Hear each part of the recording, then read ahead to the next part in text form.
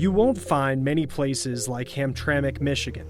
As the saying goes, in Hamtramck City, it is the world in 2.2 square miles. In recent decades, thousands of immigrants have moved here from places such as Yemen and Bangladesh.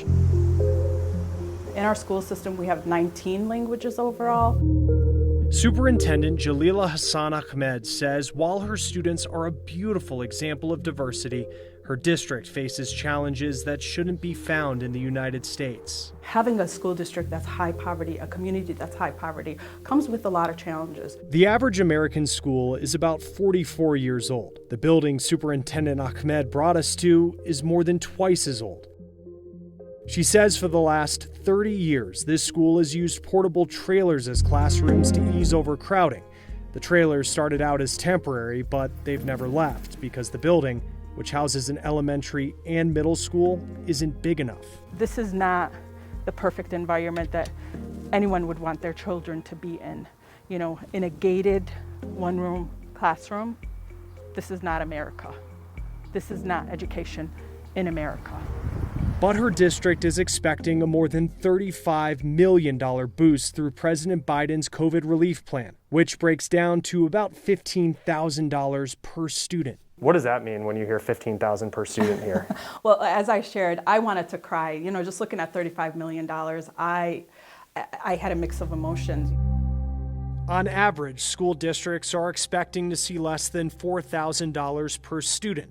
But the amounts are larger in many school districts with higher rates of students who live in poverty, according to nonprofit education group Chalkbeat.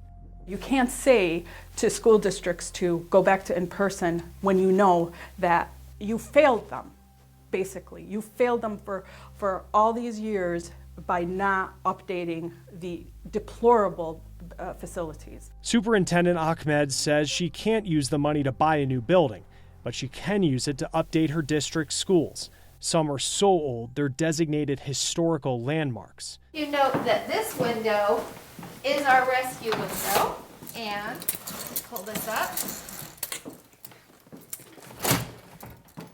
Like the windows in middle school teacher Patty Irwin's room. This is the extent of being able to open the window. This building is 100 years old, and it needs massive investment that our community can't support. And it's not that they don't care about education, and it's not that they don't want the best. They don't have the money. It's hard to see that it took this crisis, this pandemic, to help them realize, you know, the deficit that we were in when it came to providing the infrastructure that our students are owed. As we measure the first 100 days of a new administration, Superintendent Ahmed says we need to look to the next 100, past this pandemic, because when it comes to education, there is so much work to be done. I'm strong about the pronoun use of we. Educators, politicians, parents, students, everyone needs to be at the table to discuss, reflect on what has occurred, practices, things that maybe we could have done better, and then looking to see how can we better improve the field of education altogether.